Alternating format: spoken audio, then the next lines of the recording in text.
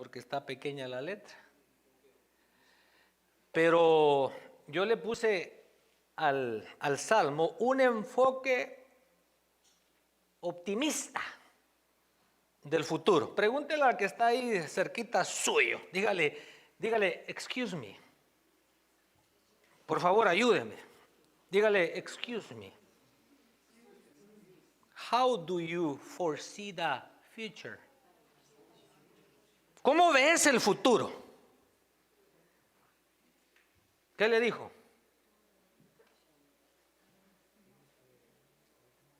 ¿Cómo ves el futuro? ¿Lo ves oscuro? ¿Lo ves cardíaco? ¿Cómo ves el futuro? ¿Cómo ves a tus hijos dentro de 10, 15 años? Un buen día para reflexionar en eso. Hoy, 1 de enero del año 2021.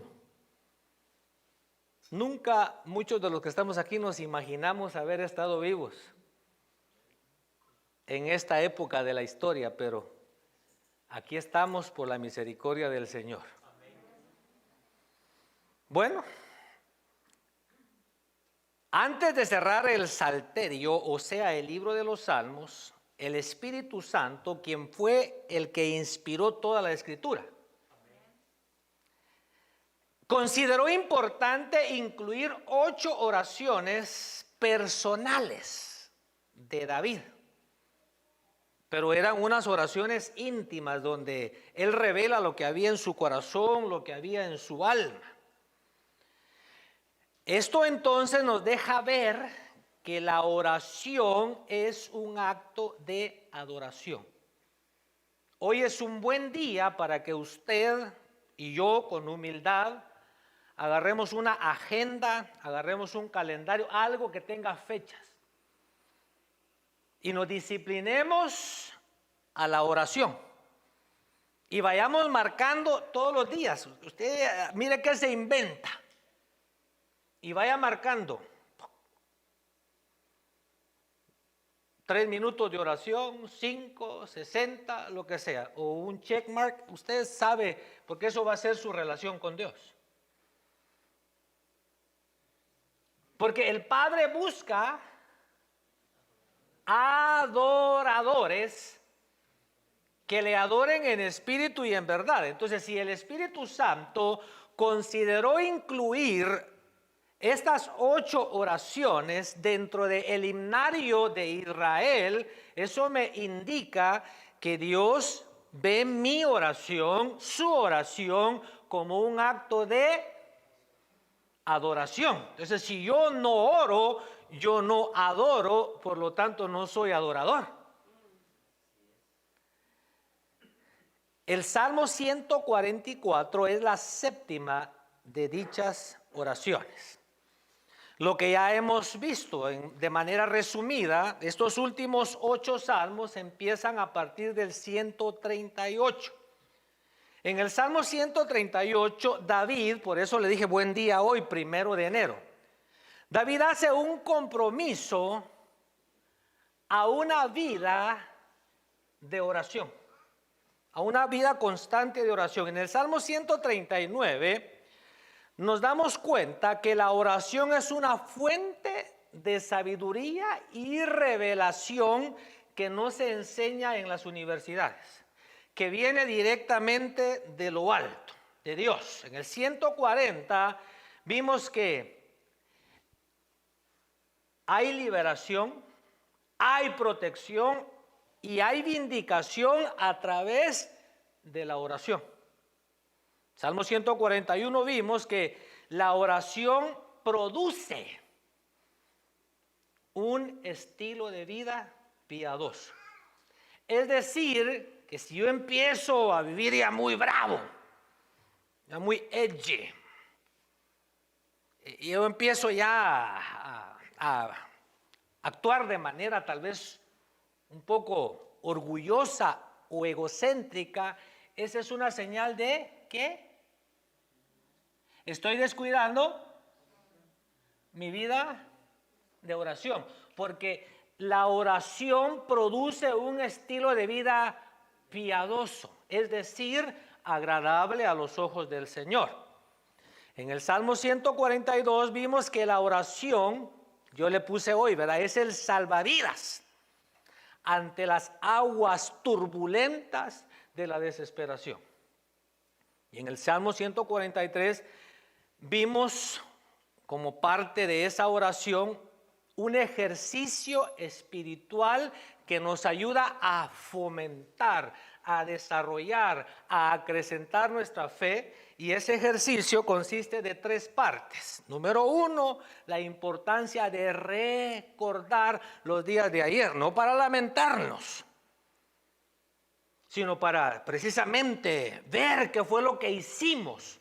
El ejemplo que yo di cuando recibimos el bautismo con el Espíritu Santo. ¿Dónde andábamos?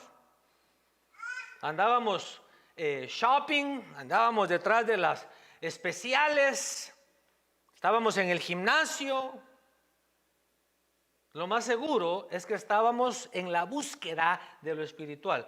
Posiblemente, yo recuerdo, yo llegaba a la orilla de mi cama todas las noches y hasta pretendía que estaba hablando lenguas. Yo anhelaba hablar en otras lenguas.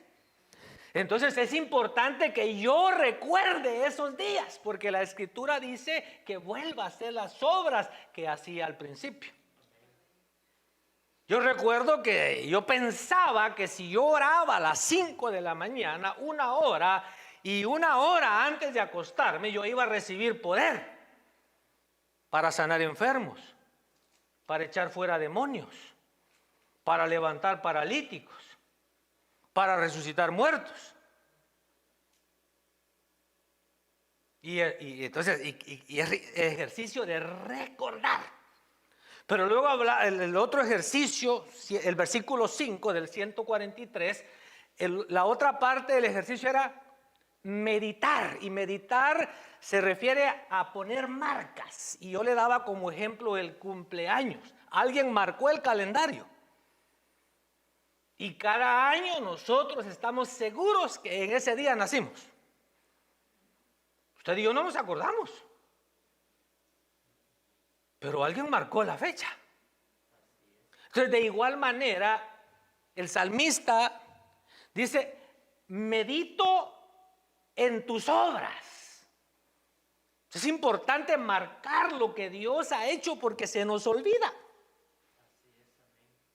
Yo no sé de qué lo ha sanado al Señor. Aparte de todo lo que le perdonó, no sé de qué lo ha sanado. Pero aquí hay gente que tomaba medicina y ya no toma. Nadie dijo amén. Pero yo sé, algunos que están aquí sentados, que tomaban medicina y el Señor los sanó, pero ya se les olvidó. Aquí hay algunos que están vivos, que estaban sentenciados a muerte, pero se les olvidó. Por eso es importante marcar las obras del Señor. Y luego habla de reflexionar, y uno de los sinónimos y de los objetivos de la reflexión es inspirarnos nuevamente.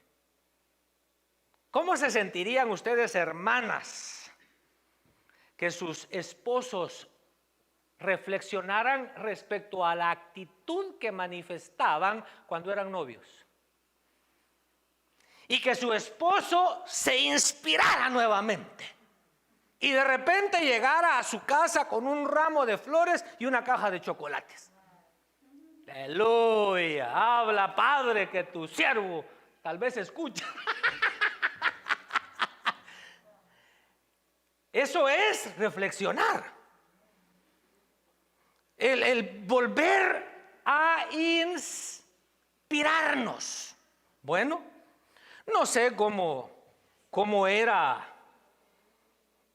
la novia, no sé cómo era. Pero que la que hoy es la esposa, después de 9 años, de repente empezara a reflexionar, a pensar, a profundizar, aleluya, cómo era cuando eran novios.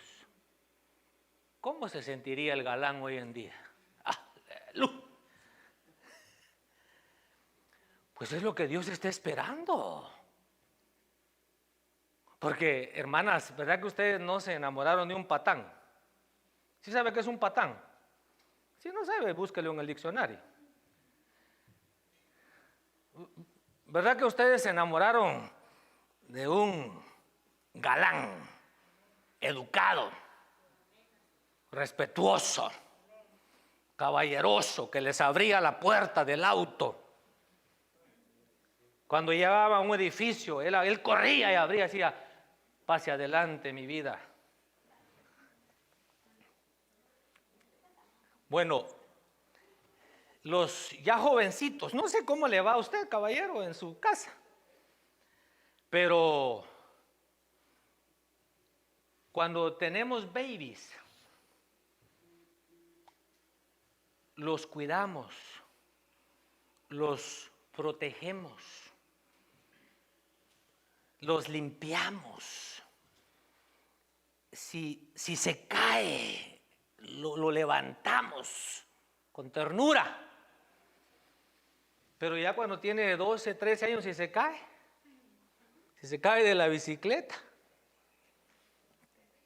Por eso es de que Dios nos pide que recordemos, que meditemos y reflexionemos. Porque Dios quiere un pueblo que arda en amor por Él.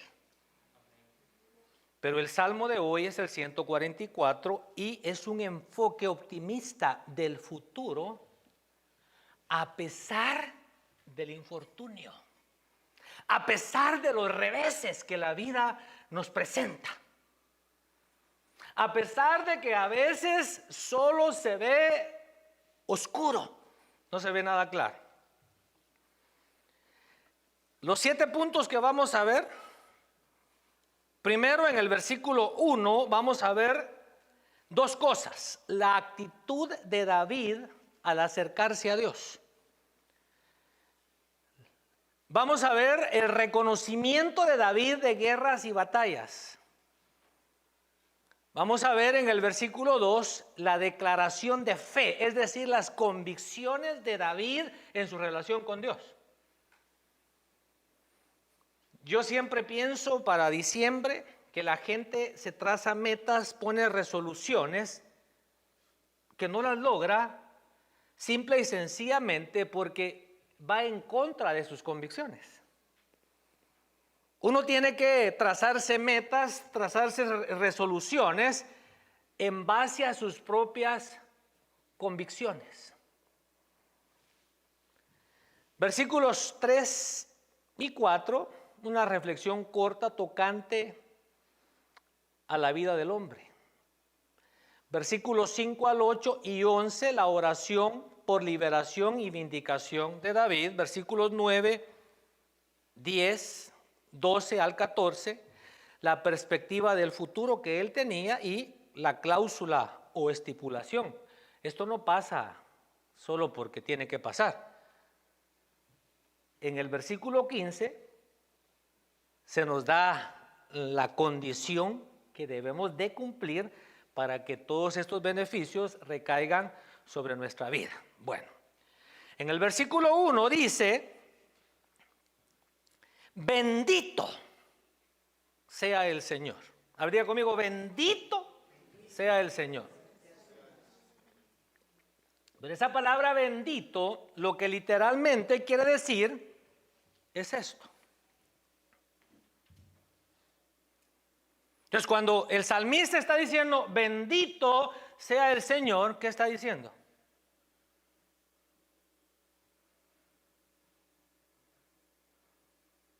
Una de las características del idioma hebreo es que es descriptivo.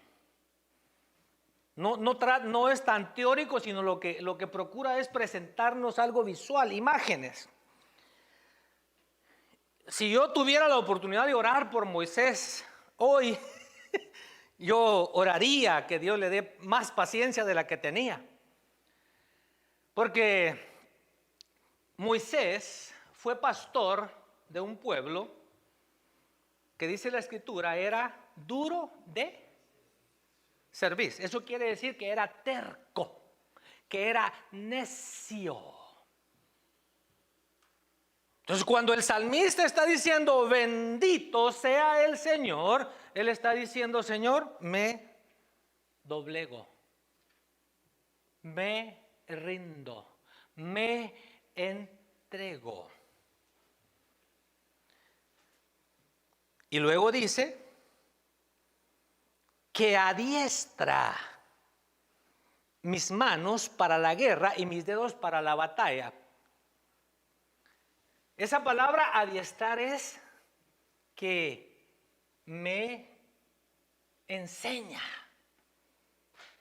Entonces, lo primero que yo veo para entrar este año, por eso dije este salmo, está propicio, fitting, for the first year, for the first day of the year, apropiado.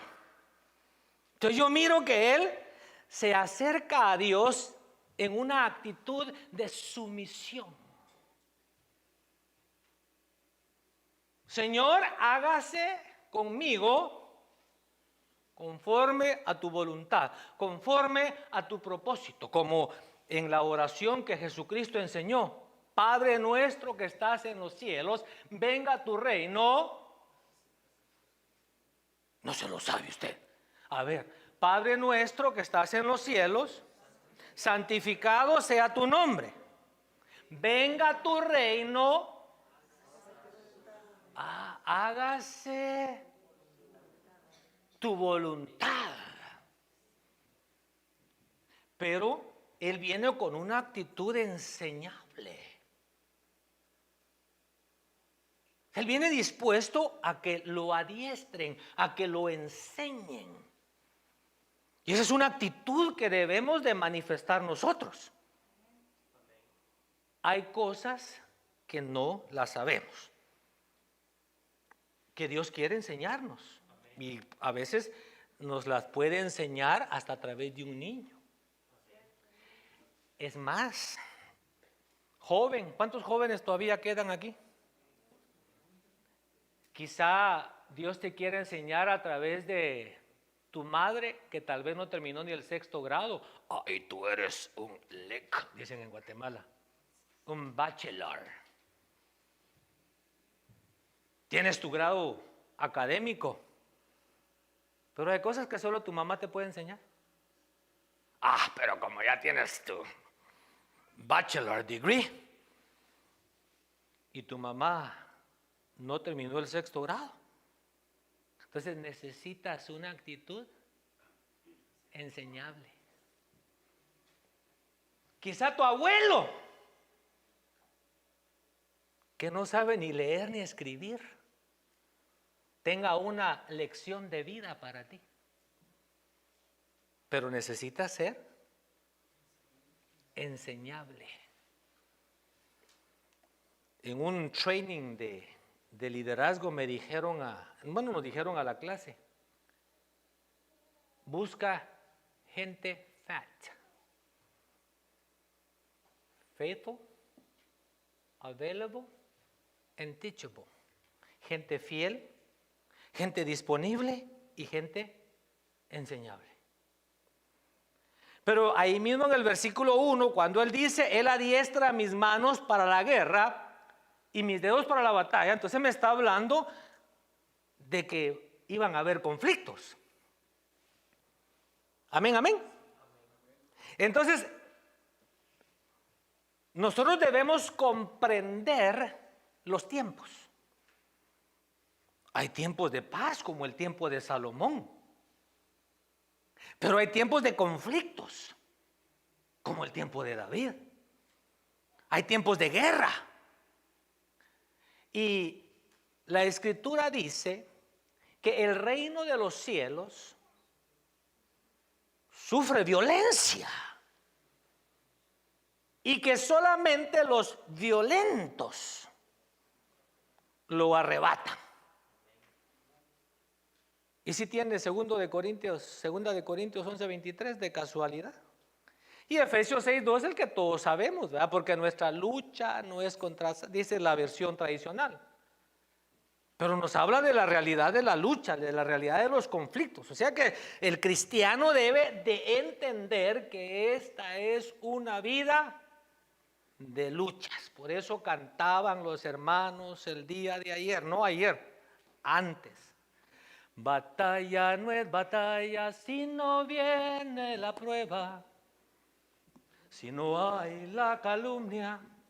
Batalla no es batalla, con Jesús yo iré, ganaré la batalla. Mamá está en la batalla, papá está en la batalla, los hijos están en la batalla, todos estamos en la batalla. O sea, batalla no es batalla si no viene la prueba. ¿Qué dice 2 Corintios 11:23? ¿Para qué? ¿Son servidores de Cristo? Hablo como si hubiera perdido el juicio. Y yo más, en muchos más trabajos, en muchas más cárceles, en azotes, un sinnúmero de veces. Solo le quise traer esta cita para que escuche lo que implica ser cristiano, pues. Por si alguien quiere aceptar hoy a Cristo, pues alguien quiere comprometerse, esto es lo que implica ser cristiano. Empecemos con los conflictos. En muchos más trabajos. Bueno, trabajos. ¿Aló? Trabajos. El evangelio implica trabajos. El evangelio implica Muchos más cárceles. cárceles. El evangelio implica En azotes sin número de veces. azotes sin número. A menudo en peligros de muerte. Peligros de muerte. 5 veces he recibido a los judíos 39 azotes. Azotes de los hermanos. 3 veces he sido golpeado con varas. 1 vez apedreado. Varazos, apedradas. 3 veces naufragué y he pasado una noche y un día en lo profundo. Con frecuencia en viajes, en peligros de ríos, peligros de salteadores, peligros de compatriotas, peligros de los gentiles, peligros de la ciudad, peligros en el desierto, peligros en el mar, peligros entre falsos hermanos, en trabajos y fatigas, en muchas noches de desvelo, en hambre y sed, a menudo sin comida, en frío y desnudez. Por eso es que es importante que permitamos que el Señor adiestre nuestras manos, prepare nuestros dedos, porque este es un camino de conflictos, este es un camino de luchas, aunque usted no diga amén. Ahora, la declaración de fe, las convicciones, ahí en el versículo 1 está una, donde él dice, bendito sea el Señor, mi roca. Pero luego en el versículo 2 dice, misericordia mía y fortaleza mía, mi baluarte, mi libertador, escudo mío, en quien me he refugiado. Él es el que sujeta a mi pueblo debajo de mí. Entonces, para David el Señor era su roca. La roca habla de un lugar donde uno se puede parar con firmeza. ¿A qué compararé el hombre que oye estas palabras y las pone por obra? Al hombre que edificó su casa sobre la roca. Dice, misericordia mía. La palabra misericordia, si usted estudia el Salmo 136, va a tener una idea más clara de lo que es misericordia.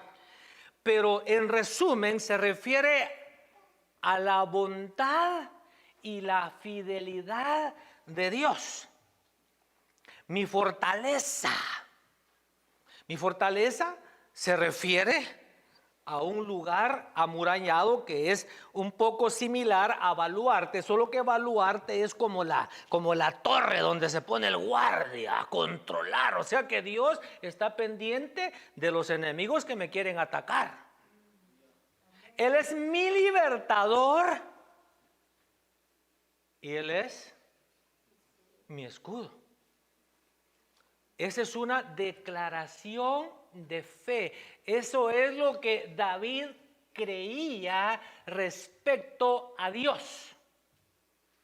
Usted puede decir, Él es mi proveedor, Él es mi sanador, pero debe tener claras sus propias convicciones. Versículo 3 y 4, bien sencillo. Oh Señor, pregunta, ¿qué es el hombre? Para que tú lo tengas en cuenta, o el Hijo del Hombre para que pienses en él. El hombre es semejante a un... El hombre es semejante a un... A ver todos. Esa es su vida y esa es mi vida. Pero qué orgullosos, ¿verdad? Qué vanidosos los soplos.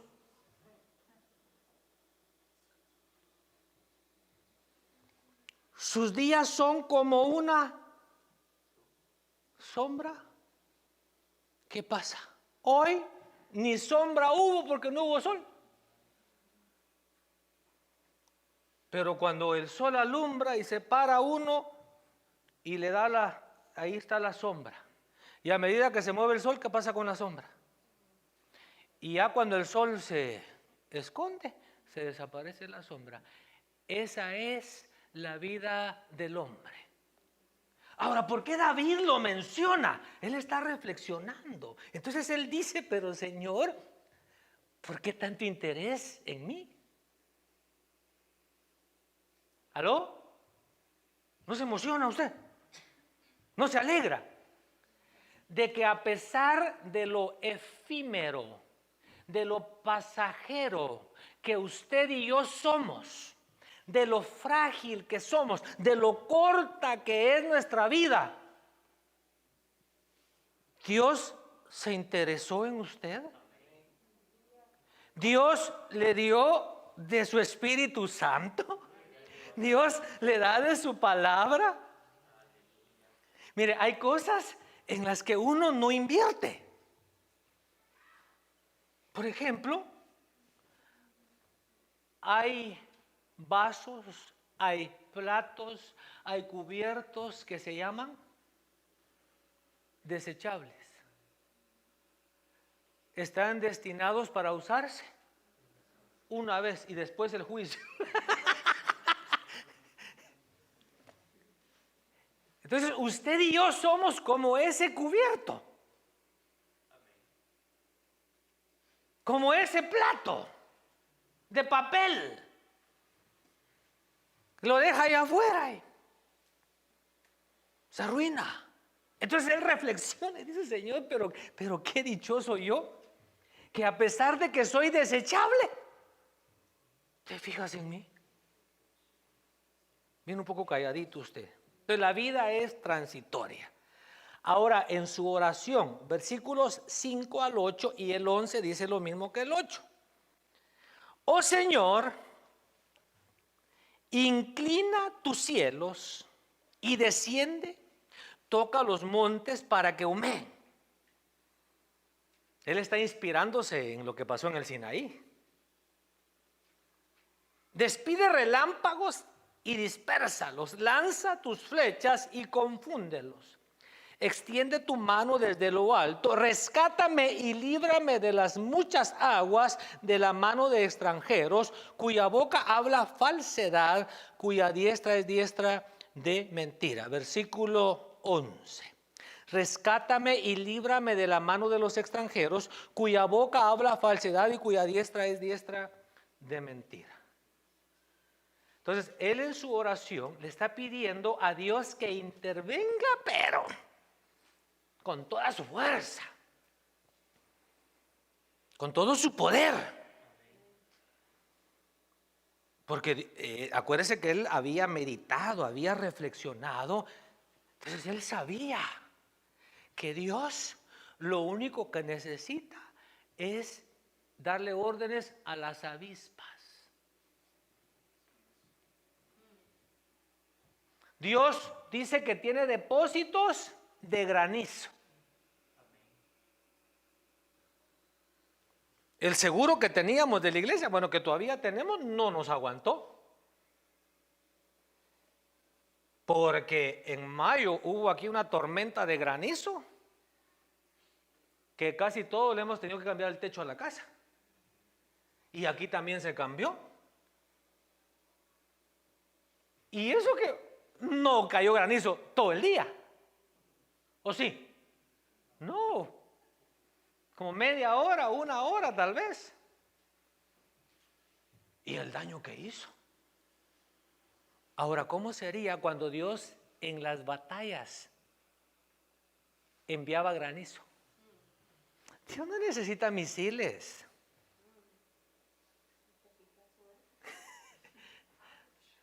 Puro granizo. Entonces David está diciendo: Señor,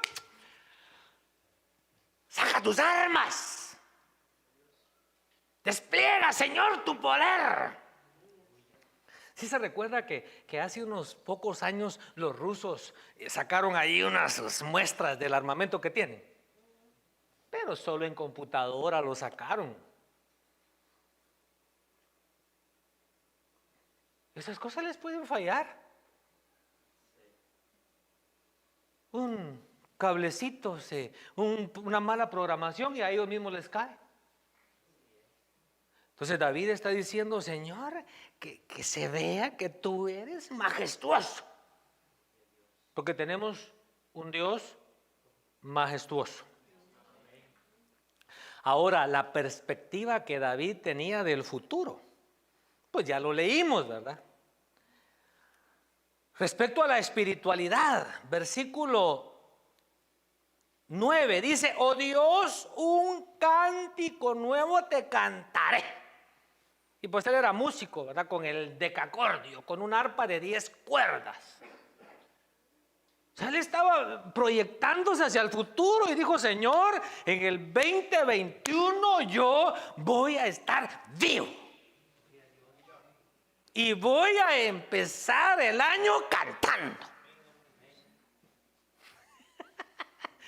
¿Qué le pasó a usted? ¿Se desveló anoche? Si se desveló es culpa suya, que eso quiere decir que ya no aguanta los desvelos. Mejor acuérdese temprano.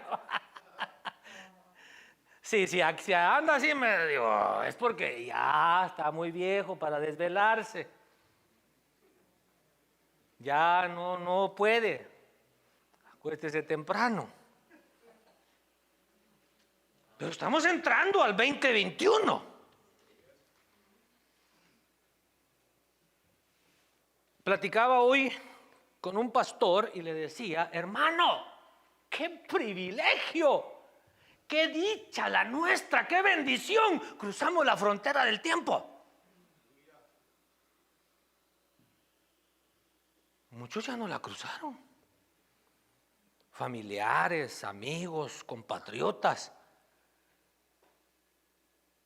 Yo tenía un tío que el 29 de diciembre cumplía 89 años. Y como 2 semanas antes ya no cruzó la frontera. Ni siquiera llegó a su cumpleaños. Se han ido niños, jóvenes, adultos, ancianos. ¿Y usted está aquí? ¿Y no quiere cantar? Y David dice: oh Dios, un cántico nuevo te cantaré. O sea, mire, a pesar de que la situación era adversa, a pesar de que la situación era difícil para David, ya lo hemos estudiado en los otros salmos.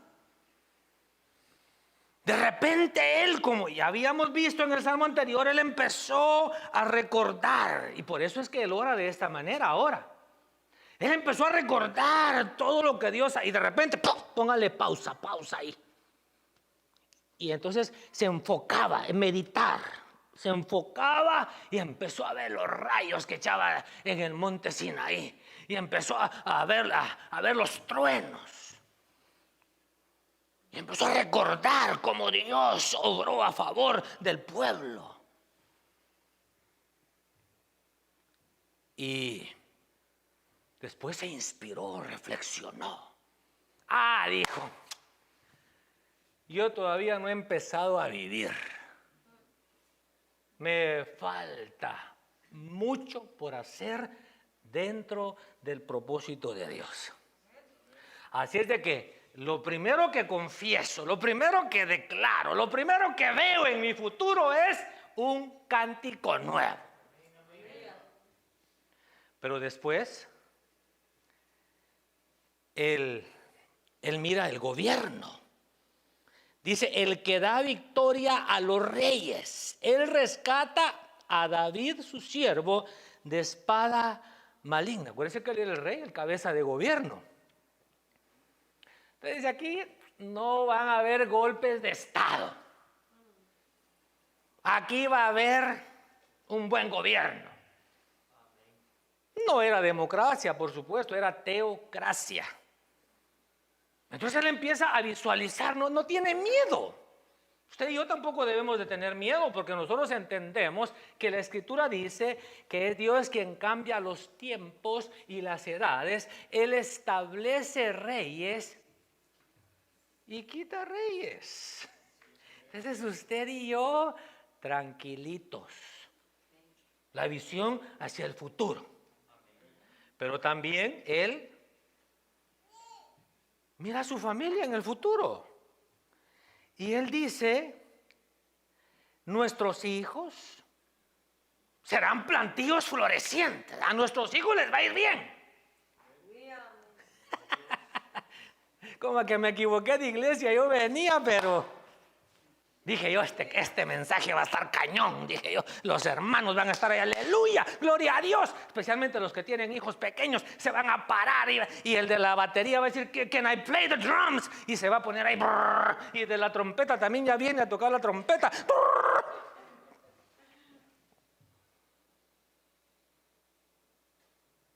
A nuestros hijos, dice David, les va a ir bien. Yo no sé cómo les va a ir a los hijos de aquellos que no sirven al Señor. Pero a mis hijos, a mi hija, no, lo que está viendo el salmista, ya he dicho en muchas ocasiones que tuvo sus conflictos. Pero cuando uno está lleno del Espíritu Santo, uno tiene que aprovechar para arrebatarle a Dios promesas. Entonces él visualiza a su familia en el futuro, no tiene miedo. Él dice, estén llenos nuestros graneros. Va a haber cuscún, va a haber comida. No vaya a ir de loco y de loca los que están viendo allá a la tienda a vaciarla, se le va a engusanar. Mejor dejemos que Dios haga milagros como lo hizo con la viuda. Con un poco de harina y un poco de aceite, le duró 3 años y medio. Pues mejor confiamos en Dios. Mira el que está ahí al lado, dígale, especialmente si está gordito o gordita, dígale, don't worry. Don't worry, no te preocupes, va a haber comida. Pero otra cosa que él ve es, porque dice él que van a ver los rebaños, van a producir miles y 10,000. Y los rebaños literalmente hablan de lana. Entonces va a haber lana. Fíjese que yo hasta pensé pararme aquí porque yo sé, vaya a buscar esto en un libro. Busca ahí en Googleelo. Va a decir, no, en Google o en Bing o no sé dónde lo encontró, en YouTube. No lo va a hallar. No lo va a hallar. Si por algo yo bendigo a Dios es porque de repente empiezo a sentir el soplo. Entonces aquí yo vengo a decirle en el nombre del Señor que sus finanzas van a estar bien. Va a haber comida. Va a haber ropa. Sus hijos van a estar bien. El gobierno tranquilo, todo va a estar bien. No se preocupe. La alabanza, pues ahí usted decide. Pero otra cosa es que va a haber trabajo. Ay, usted, eso sí no me gusta. Va a haber trabajo. Porque dice, esté cargado nuestro ganado, pero como decía la versión dice, nuestros bueyes están bien nutridos. Los bueyes representan el trabajo. O sea que los bueyes van a estar robustos porque necesitan estar robustos para el trabajo. Entonces ahí podríamos añadirle, va a haber salud, pues. Pero para aquellos que quieran emprender algún su negocio, también para usted hay oportunidad. Le va a ir bien. Le va a ir bien. Va a haber trabajo y su empresa va a prosperar. Es que a veces queremos que vengan y nos sacudan y nos tiren el saco. Así dice el Señor. No, tranquilo. Así le dice el Señor. Usted que no tiene trabajo ahorita, aproveche las vacaciones. Pero va a haber trabajo. Y usted que ha estado pensando, no, yo voy a emprender mi venta de chicharrones, le va a ir bien. Van a empezar los gringos a comer chicharrón. Pero dice ahí, es que como yo leo diferentes versiones, ¿verdad? Esté cargado sin fracasos y sin pérdida y no haya gritos en nuestras calles. A ver si la otra versión lo dice diferente. Dice, nuestro pueblo no es llevado cautivo. Acuérdense que el pueblo de Israel sufrió muchas veces la cautividad. Dice, los muros de nuestras ciudades no tienen brecha. O sea, están seguros. Nuestro pueblo no es llevado cautivo y no hay gritos de protesta en las plazas de nuestras ciudades. Va a haber seguridad. Tranquilo, no se ponga nervioso. No van a abolir el departamento de policía, no se preocupe. Todo va a estar bien. Sin temor al exilio. Literalmente quiere decir deportación. No lo van a deportar. Voy a decirlo otra vez, pues. No lo van a deportar.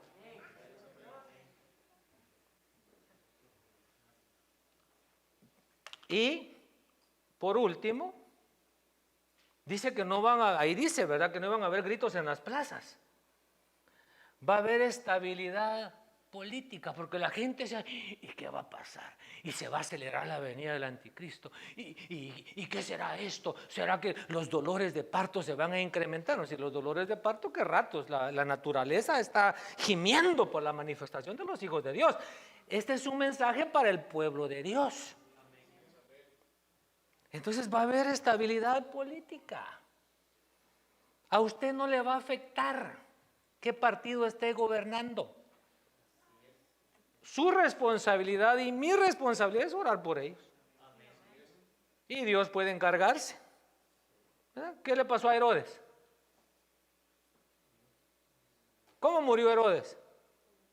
Comido por gusanos. ¿Qué le pasó a Nabucodonosor? Se volvió bruto. Así que tranquilo, que la política no lo alarme. Bueno, y en el último versículo es la conclusión. Esa es la cláusula, esa es la estipulación, ese es el requisito. Porque ¿qué dice el versículo 15? Bienaventurado el pueblo a quien así le sucede. Pero luego dice, bienaventurado el pueblo cuyo Dios es el Señor. O sea, esa es la cláusula. Esto no es para todos. Esa es the bad news. La mala noticia es que todo esto no es para todos. Es para aquellos cuyo Dios es el Señor. El requisito para atraer estos beneficios, ¿cuántos quieren estos beneficios? Bueno, para los poquitos que los quieren. Los demás quieren seguir luchando, esforzándose ustedes solos. ¿No? Bueno, entonces, usted quiere estos beneficios se desprenden de una vida de comunión íntima y compromiso con el Señor Dios Todopoderoso. Amén. Y amén. Por favor, esté de pie y encomendemos nuestras vidas al Señor. Más adelantito vamos a estar orando. Ahora tenemos un momento de coinonía, pero démosle gracias al Señor porque a través de su palabra Él nos capacita, Él nos hace ver con optimismo hacia el futuro. No porque nosotros seamos positivistas, no, porque tenemos a Dios de nuestro lado.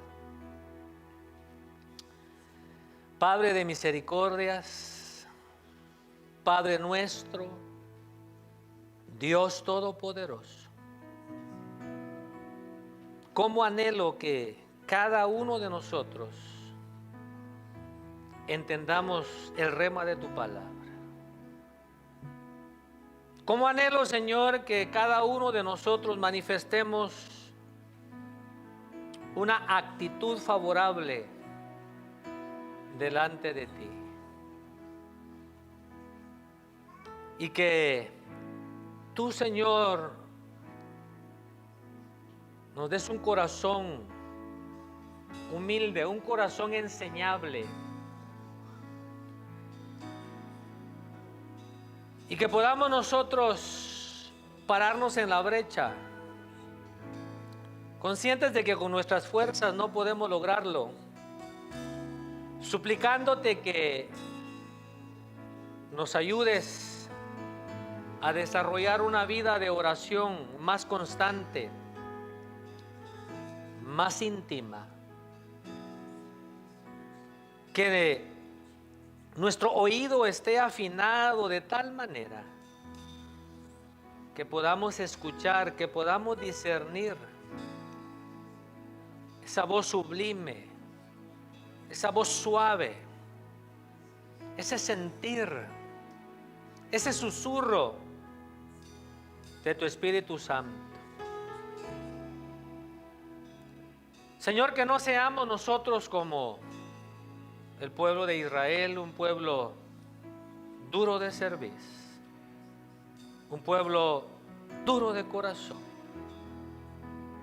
sino que nosotros aprovechemos este periodo de gracia que nos ha sido otorgado y que le saquemos ventaja, que le saquemos provecho a nuestra relación contigo. Padre, gracias porque a través de tu palabra nosotros podemos proyectarnos sin ningún temor, sin ninguna duda hacia el futuro. No queremos, Señor, hacer ningún alarde de fe, pero ayúdanos a tener una relación estrecha contigo para que el día de mañana haya un cántico nuevo en nuestra boca, para que no tengamos temor, Señor, a lo que pueda suceder a nivel de gobierno, confiados de que nuestra familia estará segura, de que tendremos sustento, tendremos abrigo, de que nuestras finanzas estarán bien en orden, habrá trabajo, Señor. Aquellos que emprendan un negocio, tú los vas a prosperar.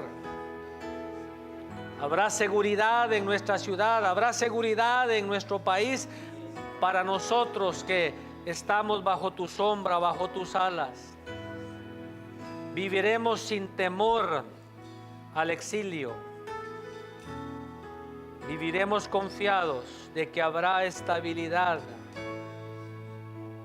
Que podamos, Señor, nosotros desarrollar el rol que a nosotros corresponde. En el nombre de Cristo Jesús, suplicamos que bendigas el momento de compañerismo que vamos a tener en esta primera noche del año y que te glorifiques también en el tiempo de intercesión